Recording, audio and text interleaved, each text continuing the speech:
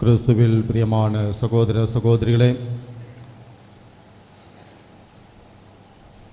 ஆண்டின் பொதுக்காலம் 4ஆம் ஞாயிறை சிறப்பிக்கும் இந்த வேளையில் நம்முடைய பங்கில் நவநாளை சிறப்பிக்க குழுமியிருக்கின்றோம். ஏறக்குறைய நமது பங்கு திருவிழாவின் இந்த மாலை வேளையிலிருந்து திருவிழாவின் தொடக்கமாக அன்னை மரியாள் வழியாக பெற்றுக்கொண்ட எல்லாவற்றுக்கும் நன்றி சொல்லுகின்ற ஒரு நாளாக இந்த நாள் அமைந்திருக்கின்றது. இன்றைய நற்செய்தி பகுதியில் நம்ம பார்க்குறோம். மத்தேயு நற்செய்தி 5ஆம் அதிகாரம். பேறு பெற்றோர், யார் யாரெல்லாம் பேறு பெற்றோர். இன்றைய நற்செய்தி நம் அனைவருக்கும் நன்றாக தெரிந்த ஒரு பகுதி. நம்மில் பெரும்பாலானவர்களுக்கு மனப்பாடமாக தெரியும். மறைக்கல்வி படிக்கின்ற போது 6வது 7வது படிக்கும்போது கேட்டிகிசம் எக்ஸாமில் மனப்பாட பகுதியில் இந்த பேட்டிடியூட்ஸ் இது கண்டிப்பாக வரும். அதனால் எல்லாம் மனப்பாடமாக எதிர்பார்த்து போவோம். எல்லாருமே கரெக்டாக எழுதிட்டு வருவோம். இந்த பேறு பெற்றோர் என்று சொல்லி இன்றைய நற்செய்தியில் 8 முறை யார் யாரெல்லாம் பேறு பெற்றோர் என்று ஆண்டவர் இயேசு பட்டியலிடுகிறார். புதிய ஏற்பாட்டில் மட்டும் 39 முறை பேறு பெற்றோர் என்ற வார்த்தை குறிப்பிடப்படுகிறது. அதில் இயேசு 17 முறை பேறு பெற்றோர் என்று தன்னுடைய போதனையில் கூறுகின்றார். இன்றைய நற்செய்தியில் மட்டுமே இயேசு 8 முறை பேறு பெற்றோர் யார் யார் என்று இந்த வார்த்தையை கூறுகின்றார். ஆங்கிலத்தில் blessed are you, பேறு பெற்றோர், ஆசீர்வதிக்கப்பட்டவர். அதையே பேறு பெற்றோரை மகிழ்வு பேருவகை கொள்ளுங்கள், மகிழ்ச்சியாக இருக்க, ஆண்டவரின் ஆசீர்வாதத்தை பெற்றுக்கொள்ள, பேறு பெற்றவர்களாக இருக்க நமக்கு இன்றைய இறைவாக்கு ஒரு ப்ளூ பிரிண்ட் போல.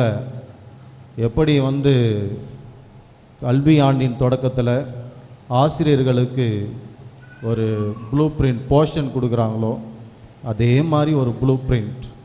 கிறிஸ்துவ வாழ்வில் நாம் கிறிஸ்துவின் மதிப்பீடுகளை கடைபிடிக்க, விண்ணக வாழ்வை உரிமையாக்கி கொள்ள இந்த ஆண்டவரின் மழைப்பொழிவு நமக்கு கொடுக்கப்படுகிறது. இதில் நம்ம செய்ய தவறினோம் அப்படின்னாக்கா நம்ம ஃபெயிலுன்னு அர்த்தம். அதனால் இந்த ஆண்டவரினுடைய அந்த மழைப்பொழிவு சார அம்சத்தின் அவரின் அன்பின் கட்டளையை கடைபிடிக்க நாம் அழைக்கப்படுகிறோம். இந்த நற்செய்தியானது இயேசு மக்கள் கூட்டத்தை கண்டு மலை மீது ஏறி அமர்ந்தார் அப்படின்ட்டு ஆரம்பிக்கின்றது. மலை மீது ஏறினார். பழைய ஏற்பாட்டில் பார்க்குறோம், மோயிசன் சீனாய் மலை மீது ஏறினார். சீனாய் மலை மீது மோயிசன் ஏறியவர் அங்கு ஆண்டவரிடமிருந்து 10 கட்டளையை பெற்றுக்கொள்கிறார். அந்த 10 கட்டளையை மோயிசன் பெற்றபோது அந்த 10 கட்டளையில் இதையெல்லாம் செய்யக்கூடாது, இதையெல்லாம் செய்யாதீங்க, இதையெல்லாம் செய்யக்கூடாது என்று அந்த 10 கட்டளை ஒவ்வொன்றாக வருகிறது. புதிய மோயிசனான இயேசு இந்த மலை மீது இருந்து தன்னுடைய சீடர்களுக்கும் மக்களுக்கும் புதிய இந்த கட்டளையை போதிக்கின்றார். அந்த கட்டளையில் என்ன திரும்ப சொல்கிறாரு? இதையெல்லாம் நீங்கள் செய்யுங்க, நீங்கள் பேறு பெற்றவர்களாக இருப்பீர்கள். பழைய ஏற்பாட்டில் எதெல்லாம் செய்யாதீங்கன்னுது. ஆனால் இங்கே இயேசு இதையெல்லாம் செய்யுங்கள், நீங்கள் பேறு பெற்றவர்களாக இருப்பீர்கள் என்று கூறுகின்றார்.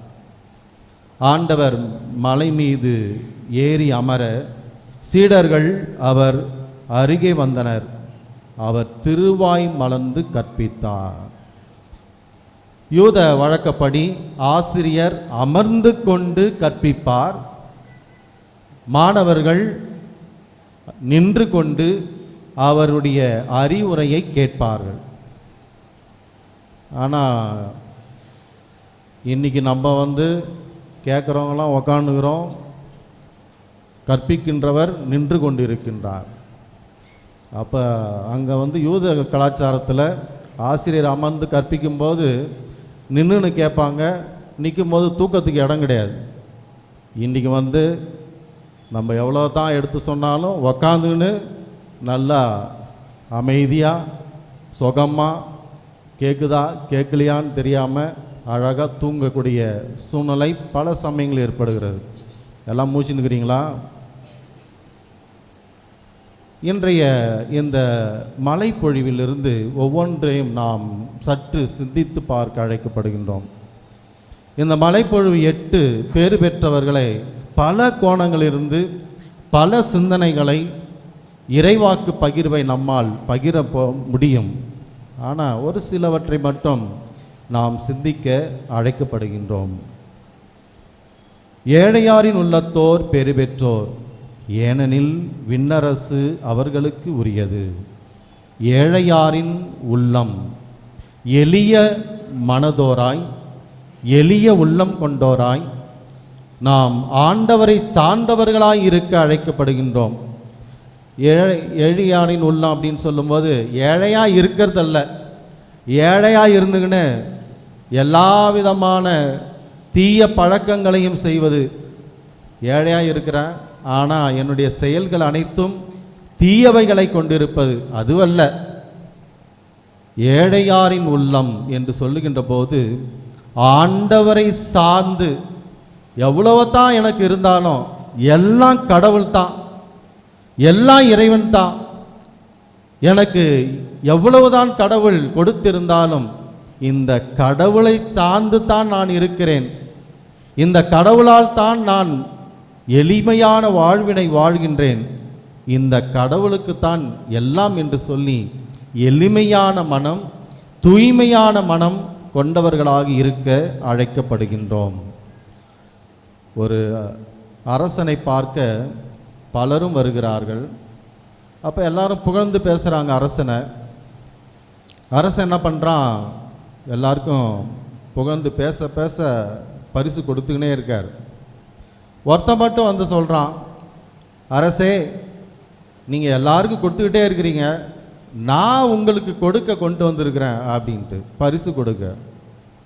எல்லாரும் ஆச்சரியம் பார்க்குறாங்க, என்னடா அது, எல்லாரும் அரசன்ட்ட வாங்கின்னு போவாங்க, இவனும் அரசனுக்கு கொடுக்க போகிறானாமே. அப்பொழுது அவன் சொன்னான், நான் பாலைவனத்தில் பயணம் செய்து வந்தேன். அப்போ அந்த பாலைவனத்தில், அந்த பாலைவன சோலையில் எனக்கு தாகமாக இருந்தது. அந்த தண்ணீரை சுவைச்சு பார்த்தேன். இது வரைக்கும் நான் இந்த மாதிரி ஒரு சுவையான தண்ணீரை சுவைச்சதே கிடையாது. அதனால் உங்களுக்கும் இந்த தண்ணி எடுத்துகிட்டு வந்தேன், நீங்கள் கொஞ்சம் இதை டேஸ்ட் பண்ணணும், நீங்கள் கூட இதை சுவைச்சிருக்க மாட்டீங்க, அதனால் உங்களுக்காக அன்பாக கொண்டு வந்திருக்கிறேன் அப்படின்னு சொல்லிட்டு அவன் அரசரிடம் சொன்னான். அரசனும் அப்படியா, எங்கே கொடு அப்படின்ட்டு அந்த தண்ணீரை வாங்கி சிறிது சுவைத்து பார்த்தார். அரசன் அதை வாங்கி சுவைச்சிட்டு, ஆஹா என்ன பிரமாதமாகுது, நான் கூட இப்படி இதில் வரைக்கும் சுவைச்சதே இல்லை என்று பாராட்டி, உனக்கு நான் பரிசு நிறையா கொடுத்து தான் ஆகணுன்ட்டு பரிசை கொடுத்து அவனை பாராட்டி அனுப்புகிறார். கூட இருந்த அமைச்சரெல்லாம் பார்க்குறாங்க, என்னடா அது, அரசனே வியந்து இவ்வளோ டேஸ்ட்டாக இருக்குன்றாரு, அந்த தண்ணியை அரசரை எங்களுக்கும் கொஞ்சம் கொடுங்களேன், நாங்களும் டேஸ்ட் பண்ணி பார்க்குறோம். அப்பொழுது அரசர் அவர்களுக்கு கொடுத்தார், கொஞ்சம் கொஞ்சம் கையில் ஊற்றி.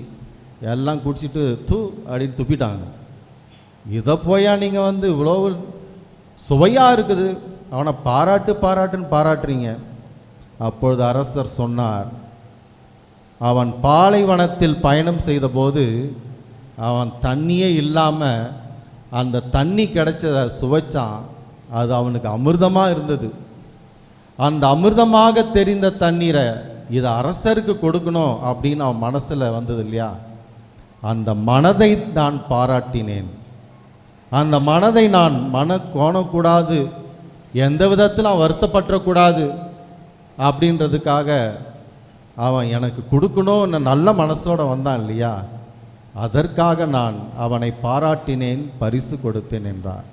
இந்த கதையை படிக்கும்போது எனக்கு தோணிச்சு, நம்ம பள்ளியில் இருக்க பிள்ளைங்களாம் ஏதாவது ஒரு கிறிஸ்மஸ், தீபாவளி, இல்லை எனக்கே பர்த்டேன்னா கூட உடனே பசங்களாம் சின்ன சின்ன பேப்பரில் ஒரு சிலர்லாம் எடுத்து happy birthday father, I love you அப்படின்ட்டு ஸ்கெட்செல்லாம் போட்டு அப்படியே அதை மடித்து அந்த பேப்பர் பலவாறு கசங்கி கிடக்கும், கொண்டு வந்து அப்படி கொடுப்பாங்க சின்ன சின்ன பசங்க.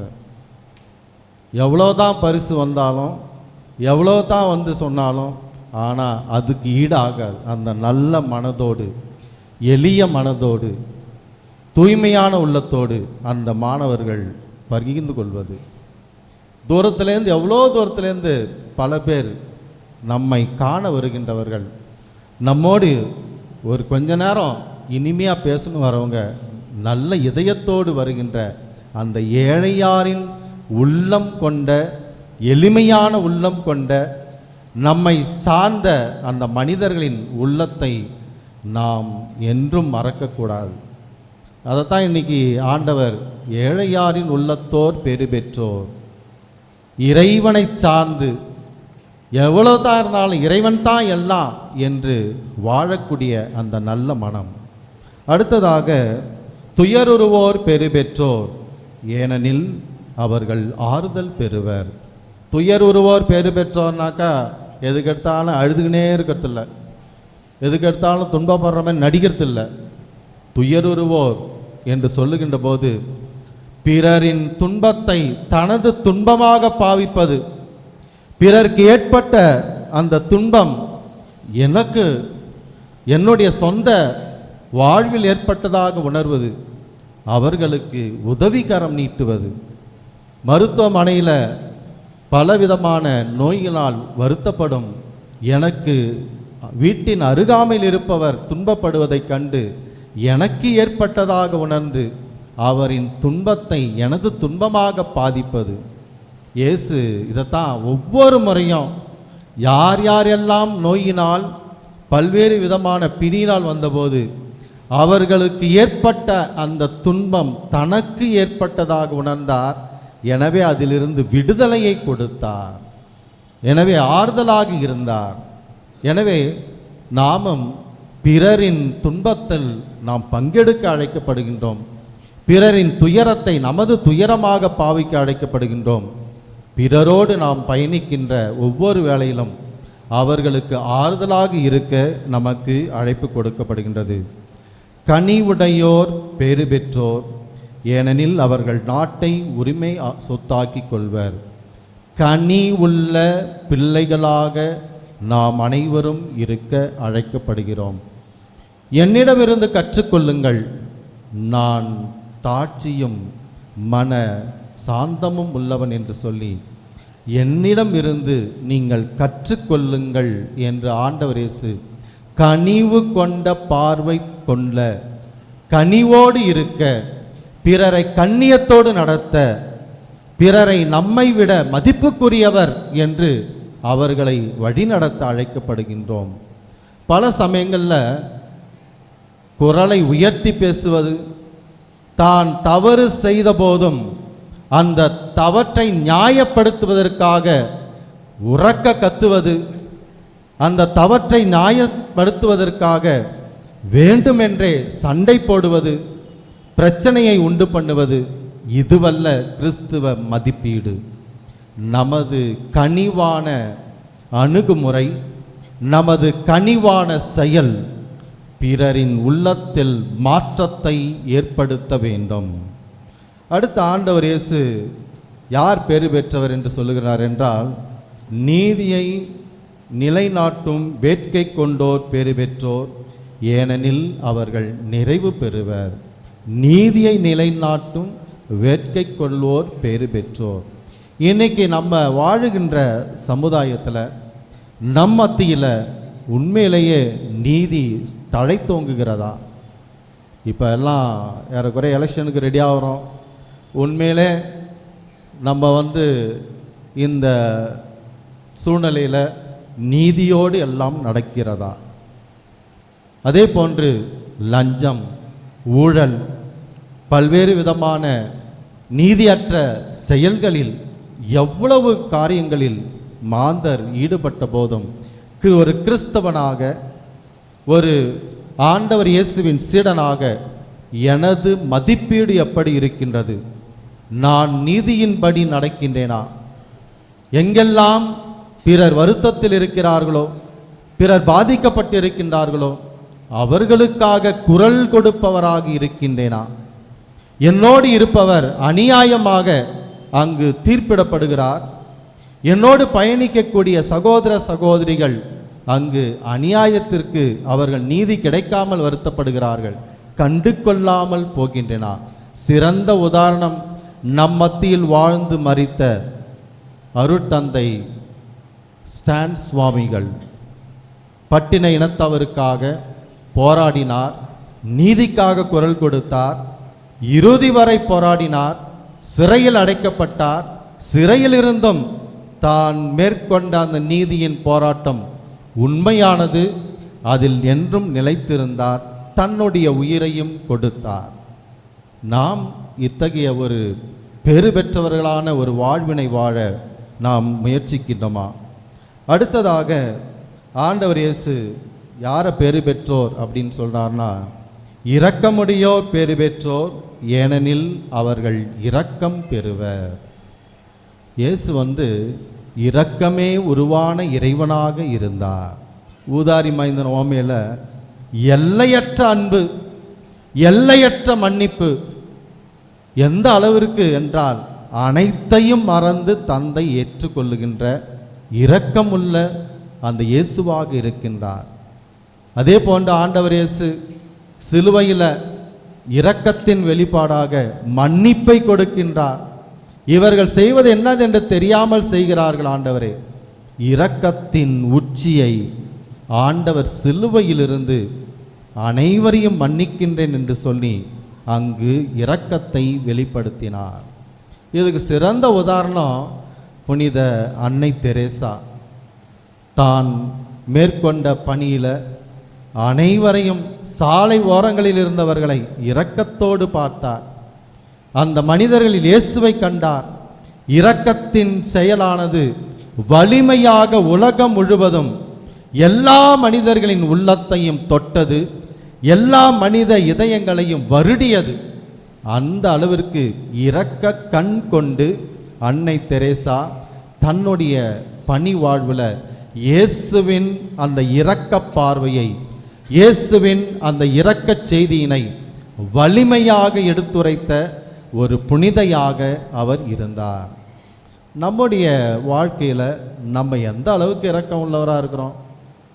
ஈவு இரக்கமே இல்லாத கல் நெஞ்சக்காரன், எந்த விதத்திலும் உதவி செய்யக்கூட மனம் இல்லை, சுயநலம் கொண்டவனாக இருக்கின்றான். பிறருக்கு உரியதையும் எனக்குத்தான் என்று இரக்கமே அற்றவனாக இருக்கின்றான். எத்தனை குடும்பத்தில் சொத்து தகராறு, எத்தனை குடும்பத்தில் பாக பிரச்சனை, எத்தனை குடும்பத்தில் இரக்கமே இல்லை. அதனால் நாங்கள்லாம் இன்னைக்கு இவ்வளவு கஷ்டத்தில் இருக்கிறோம் அப்படின்ட்டு சொல்லக்கூடியவர்கள். எங்கே நாம் இரக்க செயல்களை பன்மடங்கு பெருக்கிக் கொண்டே போகிறோமோ அங்கே ஆண்டவரின் ஆசீர்வாதமும் ஆண்டவரின் அருளும் பன்மடங்கு நமக்கு அபரிவிதமாக இறங்கி வரும் என்று ஆண்டவர் தன்னுடைய இரக்க செயல்களின் மூலமாக தன்னுடைய எல்லையற்ற மன்னிப்பையும் அன்பையும் கொடுத்து நம் அனைவரையும் இரக்கமுள்ள மனிதர்களாக இருக்க, அந்த இரக்கத்தை இறைவனிடமிருந்து பெற்றுக்கொள்ள நமக்கு அழைப்பு கொடுக்கின்றார். தூய உள்ளத்தோர் பெறுபெற்றோர், ஏனெனில் அவர்கள் கடவுளை காண்பார். எல்லாத்தையும் ஆண்டவர் இயேசு பெறு பெற்றோன்னு சொன்னார். இந்த தூய உள்ளத்தை யார் ஒருவர் கொண்டிருக்கிறார்களோ அவர்கள் கடவுளை காண்பார்கள் என்று சொல்லி கடவுளை காண வேண்டுமா? கடவுளை நாம் தரிசிக்க வேண்டுமா? கடவுளோடு நாம் இணைந்து பயணிக்க வேண்டுமா? கடவுள் நம்மோடு இருக்க வேண்டுமா? நாம் தூய உள்ளம் கொண்டவர்களாகி இருக்க நமக்கு அழைப்பு கொடுக்கப்படுகின்றது. நமது உள்ளத்தில் எவ்விதமான தீய எண்ணங்களோ, பிறரைக்கான தீய வழியிலோ சிந்தனையிலோ எதுவும் இல்லாமல் தூய மனம் கொண்டவர்களாகி இருக்க அழைக்கப்படுகின்றோம். அப்போ தூய்மையான உள்ளம் வேணும்னா என்ன பண்ணோம்? தூய்மையானதை பார்க்க, தூய்மையானதை கேட்க, நல்லவற்றை செயல்படுத்த அழைக்கப்படுகிறோம். இன்றைக்கி நம்ம பார்க்குறோம், பிறந்து 8 மாதம்தான் அது குழந்தை, அதுக்கிட்ட செல்ஃபோனை கொடுத்துட்றாங்க. அது பார்த்துக்கிட்டே இருக்குது. அங்கே என்ன பார்க்குது? செல்ஃபோனில் டிஷும் அதை பார்த்து அது சிரிக்குது. அதை பார்த்துட்டு அது மகிழ்ச்சியாக இருக்குது. அப்புறம் ஒரு 2 வயசு 3 வயசு ஆனவுடனே அதே டிஷும் வீட்டில் நடக்குது. என்னத்தை பார்க்குதுங்களோ, என்னத்தை கேட்குதுங்களோ, எவற்றை நாம் அடிக்கடி நம்முடைய கவனத்திலும் செவிகளிலும் நம்முடைய கண்களிலும் நாம் பார்க்கின்றோம், கேட்கின்றோமோ அதுவாகவே நாம் மாறுகின்றோம். ஆண்டவரின் வார்த்தையை ஒவ்வொரு முறையும் கேட்க வேண்டும். ஆண்டவருடைய வார்த்தையை ஒவ்வொரு முறையும் உச்சரிக்க வேண்டும். ஆண்டவருடைய வார்த்தையை நாம் வாழ வேண்டும். அப்போத்தான் நம்முடைய இதயம் கேட்க கேட்க தூய்மை அடையும். இன்றைக்கி நம்ம ஞாயிறு திருப்பலியில் இந்த நவநாளில் கலந்து கொள்ள வந்திருக்கிறோம். இன்றைய இந்த மழைப்பொழிவு, பேறு பெற்றவரின் இந்த மழைப்பொழிவு நம்முடைய இதயத்தை தூய்மைப்படுத்தி கொண்டு இருக்கிறது. நம்முடைய இதயத்தை ஆண்டவரின் பால் ஈர்க்கின்றது. நாம் அடிக்கடி ஆண்டவருடைய வார்த்தையை வாசித்து நல்லவற்றை நாம் பிறருக்கு எடுத்து சொல்லி அதை வாழ்ந்து காட்டுகின்ற போது தூய்மையான இதயத்தை பெற்றுக்கொள்கின்றோம், தூய்மையான வாழ்வை அடைகின்றோம். ஆண்டவரை நம்முடைய வாழ்வின் பிரசனத்தின் வழியாக பிறருக்கு வெளிப்படுத்துகின்றோம். அடுத்ததாக, அமைதியை ஏற்படுத்துவோர் பேறு பெற்றோர், ஏனெனில் அவர்கள் கடவுளின் மக்கள் எனப்படுவர். இன்னைக்கு நம்ம ஒரு சிலர் வரும்போதே சொல்லுவோம், ஐயையோ இன்னைக்கு பிரச்சனை இருக்குது, இன்னைக்கு பெரிய சண்டை நடக்க போகுது, இன்னைக்கு பெரிய கலகம் உண்டு பண்ண போகிறான், வாங்க நம்ம ஓடி போயிடலாம். அமைதியை ஏற்படுத்துவதற்கு பதிலாக பிளவுகளையும் சச்சரவுகளையும் பலவிதமான குழப்பத்தையும் ஏற்படுத்தும் மனிதர்களாக இருக்கின்றோமா? பிரான்சிஸ் அசிசியார் 2 குடும்பத்தில் சண்டை தெருவில். அப்போ அவர் போகிறார், எல்லாம் சுற்றி நின்று பார்க்குறாங்க. நடுவில் பார்த்தா 2 குடும்பம் சண்டை போட்டுக்குது. என்ன சண்டை அப்படின்னு பார்க்க அவர் போகிறாரு. எல்லாம் ரசிக்கிறாங்க. அவங்க 2 பேர் சண்டை போடுறத ரொம்ப ரசிச்சுக்கவன், நல்லா திட்டுறான்டா அவன், அவங்கள பற்றி அவன் கேவலம் நல்லா பேசுகிறான்டா. பிரான்சிஸ் அசிசியார் போனார். என்ன சண்டை, காரணம் என்னன்னு கண்டுபிடிக்கிறார். பக்கத்து வீட்டு நாய் இந்த வீட்டில் முன்னாடி எச்சம் பண்ணிடுச்சு, அவ்வளோதான். அவர் என்ன பண்ணார், அப்படியே போனார், அப்படியே கையால் அழுனார், தூக்கின்னு போய் குப்பையில் போட்டு போயினே இருந்துட்டார். சண்டை போட்டவங்களாம் பார்த்தாங்க, இதுதான் முடிஞ்சு போச்சே அப்படின்ட்டு போயிட்டு. அவர்தான் அமைதியின் தூதன் பாடலை எழுதிய பிரான்சிஸ் அசிசியார். நம்முடைய செயலும் அமைதியின் தூதுவர்களாக, அமைதி ஏற்படுத்துபவர்களாக, பிறருக்கு அமைதியின் பாலங்களாக இருக்க, பிறரை ஒன்றுபடுத்துபவர்களாக இருக்க, அரவணைப்பவர்களாக இருக்க, சேர்ப்பவர்களாக இருக்க, பிளவை உண்டு பண்ணல்ல, பற்ற வைப்பதல்ல, முறிப்பதல்ல, அங்கே குழப்பத்தை உண்டு பண்ணுவதல்ல, குரலை உயர்த்தி பேசி பிறருடைய மனதை உடைப்பவர்கள் அல்ல, மாறாக அமைதியை ஏற்படுத்தும் நல்ல மனிதர்களாக நாம் பேறு பெற்றவர்களாக இருக்க அழைக்கப்படுகின்றோம். இறுதியாக, நீதியின் பொருட்டு துன்புறுத்தப்படுவோர் பேறு பெற்றோர், ஏனெனில் விண்ணரசு அவர்களுக்கு உரியது. இந்த பேறு பெற்றோரில் ஃபஸ்ட்டு ஏழையாரின் உள்ளத்தோரும், நீதியின் பொருட்டு துன்புறுத்தப்படுவோரும் விண்ணரசு அவர்களுக்கு உரியது என்று ஆண்டவர் இயேசு கூறுகின்றார். இன்றைக்கி நம்ம நீதியின் பொருட்டு எவ்வளவு துன்பங்களை அனுபவிக்கின்றோம், நீதியின் பொருட்டு எவ்வளவு விதமான இடுக்கண்களை நாம் சந்திக்கின்றோம். இவை அனைத்தையும் ஏற்றுக்கொண்டு, இது ஆண்டவருக்காக நான் ஏற்றுக்கொள்கின்றேன், இதற்காக நான் என்னுடைய மதிப்பீடுகளை விட்டு கொடுக்க மாட்டேன். இந்த துன்பத்திற்காக நான் எந்த விதத்திலும் இயேசுவின் சீடர் என்பதன் அடையாளத்தை விட்டு கொடுக்க மாட்டேன். ஆண்டவரின் மதிப்பீடின்படி நான் துணிந்து நிற்பேன். நான் சவாலை ஆண்டவரின் அன்போடு சந்திப்பேன் என்று சொல்லி துணிவோடு எதிர்கொள்ளுகின்ற போது இந்த விண்ணரசு நமதாகின்றது. நாம் பேறு பெற்றவர்களாக, ஆசீர்வதிக்கப்பட்டவர்களாக, நிலையான மகிழ்ச்சியினை நாம் கொண்டவர்களாக இருக்கின்றோம். பிரியமான சகோதர சகோதரிகளே, அன்னையினுடைய விழாவை கொண்டாட தயாரிக்கும் இந்த வேளையில் இதை இந்த பேறு பெற்றவரை அப்படியே கொண்டு போயிட்டு எல்லாத்தையும் அன்னை மரியாள்கிட்ட போட்டு வச்சு பார்த்தாக்க இதை அனைத்தும் அன்னை மரியாள் தன்னுடைய வாழ்வில் மிகவும் அற்புதமாக தனது மகன் இயேசுவை போன்று அனைத்தையும் அவர் செய்து வாழ்ந்து இன்று நமக்காக பரிந்து பேசும் ஒரு அன்னையாக, பேறு பெற்ற ஒரு அன்னையாக இருக்கின்றார். அன்னை மரியாளை எலிசபெத் அம்மா சொல்றாங்க, ஆண்டவர் சொன்னதை நிறைவேறும் என்று நம்பிய நீர் பேறு பெற்றவர் என்று சொல்லுகின்றார்.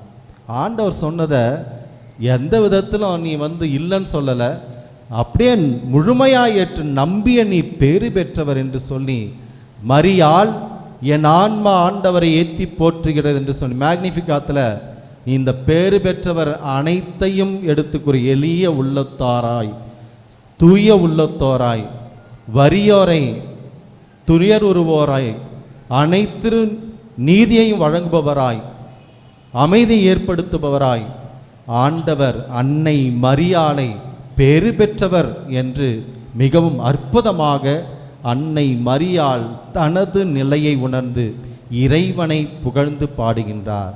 நாமும் பேறு பெற்றவராவோம். நம்முடைய வாழ்க்கையில் நாமும் ஆசீர்வதிக்கப்பட்டவர்களாக மாறுவோம். நாமும் பெற்ற மகிழ்ச்சியினை, பெற்ற ஆசீர்வாதத்தை அனைவரோடும் பன்மடங்கு அமைதியை ஏற்படுத்துபவராக, பிறரின் துயரத்தை ஏற்றுக்கொள்பவர்களாக, நீதியை வழங்குபவர்களாக, தூய உள்ளம் கொண்டவர்களாக, பிறருக்காக நமது வாழ்வு என்று சொல்லி வாழ்ந்திட தொடர்ந்து இத்திருப்பலியில் மன்றாடுவோம். ஆமீன்.